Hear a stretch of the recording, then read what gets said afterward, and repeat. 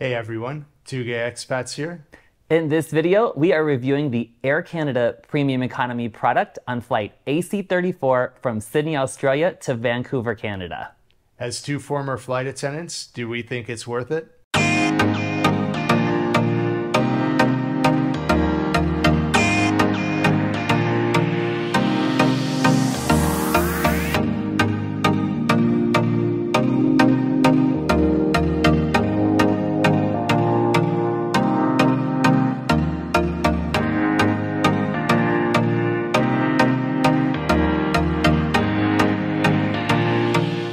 Welcome to Sydney Airport Terminal 1, the international terminal.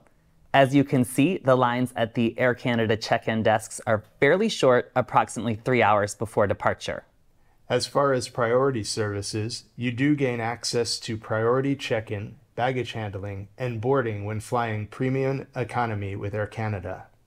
After check-in, we follow the signs to the departure gates for security. Once we clear security, we make our way through the busy terminal, which has beautiful views of the airport and over to the Sydney skyline in the distance. Next, we head downstairs to the Priority Pass Lounge in Terminal 1 called The House. Surprisingly, this lounge is pretty empty this morning. Although lounge access is not provided when flying premium economy with Air Canada, we thankfully have access to this complimentary benefit through our Priority Pass membership that comes with our Chase Sapphire Reserve travel credit card. One of the best features of this lounge is the luxurious bathrooms, complete with plush white towels to use after a refreshing shower. This is definitely a rarity for Priority Pass lounges. I'm now understanding why the name of this lounge is called The House, with many of the creature comforts of home. After relaxing in the lounge, we decide to leave a little earlier than we normally would to stop at the Peroni bar on our way to Gate 61. One travel tip, or travel hack if you will, is to access more than one Priority Pass lounge or restaurant on departure or even on arrival. In this case, our Priority Pass benefit allows us to spend up to 72 Australian dollars per couple, as one guest is always complimentary with the Chase Sapphire Reserve. At the Peroni bar, we order avocado on sourdough toast with tomatoes and a balsamic drizzle. We also order sandwiches to go and as many sparkling waters as we can in order to reach our credit limit. When we arrive at the boarding gate, there are organized lines for each zone. Premium Economy boards in Zone 2, just after Business Class in Zone 1, through the priority boarding lane on the left. After the gate agent scans our tickets, there's a decent walk down the jetway to the aircraft. Today's flight, Air Canada Flight 34, is operated on a Boeing 777-200LR, but more on our aircraft and our flight shortly. First, let's talk about the seat. Premium Economy seats are arranged in a 2-4-2 configuration on this aircraft. There are also just 3 rows of Premium Economy for a total of 24 seats. Our seats are bulkhead seats 12H and 12K. On arrival to our seat, we find a pillow, blanket, and amenity kit. In lieu of pre-departure beverages of choice, or even a tray of juice, water, or bubbly, the flight crew left us 2 bottles of water. For those of you interested in seat specifications, Premium Economy seats have a width of 51 centimeters or 20 inches and a pitch of 94 centimeters or 37 inches. Seat recline comes in at 20 centimeters or 8 inches. For comparison, economy seats are arranged in a 3-4-3 configuration on this aircraft, which makes it much less desirable for couples traveling together. Seat width is also 3 inches smaller, and seat pitch is 6 inches less. Seat recline is 2 inches less, which makes a considerable difference on a 14-hour plus flight. Speaking of our flight, it's time for AC-34 to push back and taxi out to the runway for takeoff.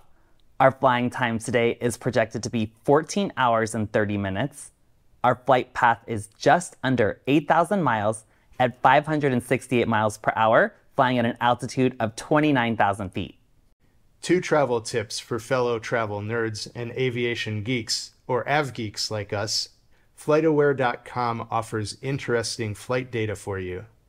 The Air Canada website is also super helpful with well-organized information on their fleet, cabins, and even meals.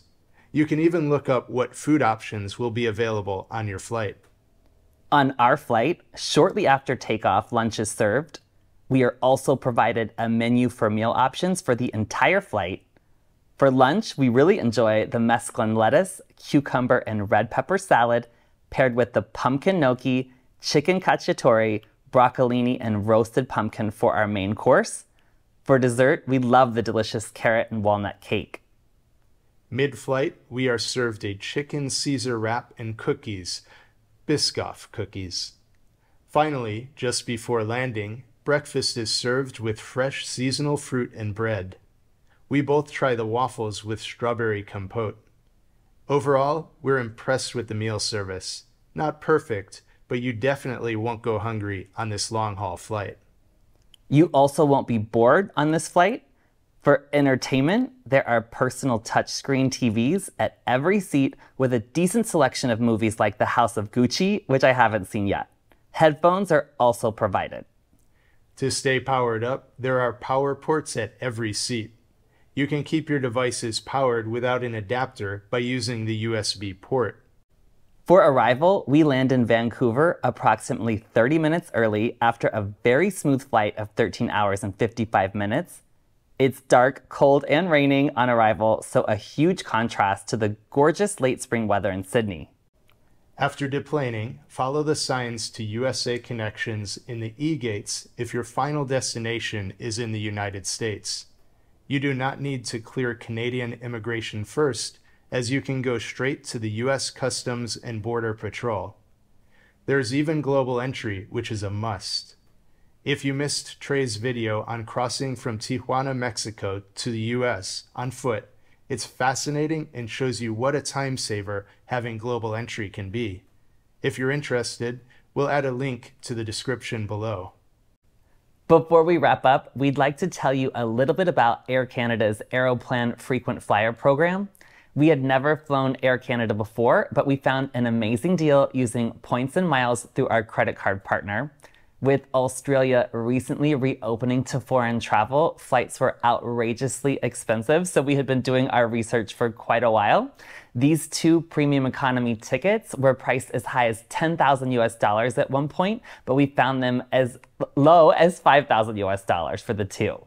But that was still out of reach for us, so we ended up transferring 184,000 credit card points to our AeroPlan account to purchase our tickets. We also did use miles to pay for the taxes, but that was actually an error on our part. It was definitely an error. Our travel credit card provides free travel insurance for trip interruption and trip cancellation for things like weather. So luckily, nothing went wrong on this flight, but if it did, we would have been out of luck. Even just paying for the taxes when you use points and miles on your credit card allows you this free benefit. Well, that's it for our first flight review. If you like this video, do us a favor and smash that like button for the almighty YouTube algorithm and consider subscribing to our channel. Also, if we've missed anything that you would like included in a future flight review, or if you have any questions about our flight on Air Canada, feel free to drop those in the comments below. Thanks so much for watching, and we'll see you on the next adventure.